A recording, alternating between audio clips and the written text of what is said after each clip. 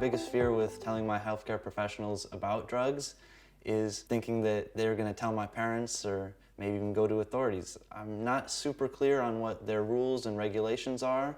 They give small disclaimers, but I never know when to trust them. Someone very close to me had told her healthcare professional that she smokes weed every day, and after saying that they would never tell their parents anything they tell them, they said, well, that's one of the things that we want to tell your parents. So I'm just not very clear on what the real rules are.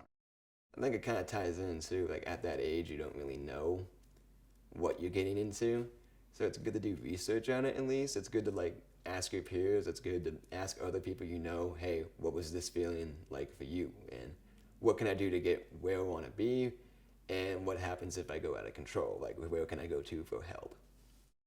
For some young people in my life who have maybe coped through with something like violence or trauma through self-harm, a lot of times adults will respond with like kind of what's going on in your life, like here are some like mental health help resources and a lot of other things that the young person might need to get the support that they need, which is great. But when an adult finds out that a young person is using substances, they assume that it's only for experimentation. But I know for some of the young folks in my life that substance use can actually be signs that they are going through something really difficult. So maybe as a coping mechanism for like violence or trauma that they may be experiencing within their lives.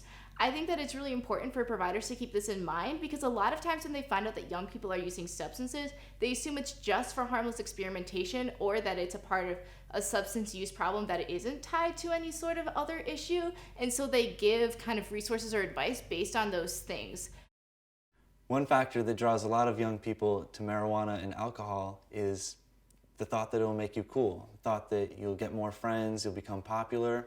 And at the beginning, that is true. You might start hanging out with a lot of new people, meeting new friends, but those relationships are fairly weak, and you might be weakening your other relationships that you've had for a long time. For example, I've seen this happen with myself.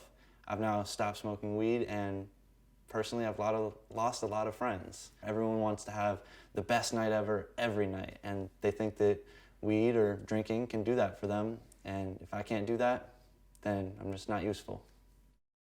When I was in middle school, someone who was really important to me started using a lot of different drugs like weed and Xanax, and I think for me, like watching somebody who was so close to me, how that was sort of deteriorating his life and his interactions with me, that was really hard for me. And I think it's almost kind of like, it sort of scared me from getting involved in like any substances. And part of it was just seeing how whenever he was using, it made him really just like aggressive, and like he'd steal things, or we couldn't sit down and enjoy each other's company. And that was also really frustrating just to see sometimes like his other friends, how they'd be able to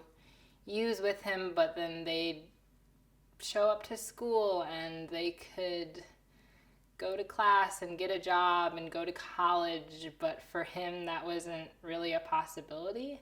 And I think it's just been like a constant reminder of like how unfair and unpredictable substance use can be. The drugs that I see most at my school are mainly weed and a little bit of alcohol, and it's become a lot more accepted. I'm not sure if it's for better or for worse, but all I know is when someone's drinking every day or just very addicted to alcohol, that's a problem, and people will speak up and they'll say something, try and get them help.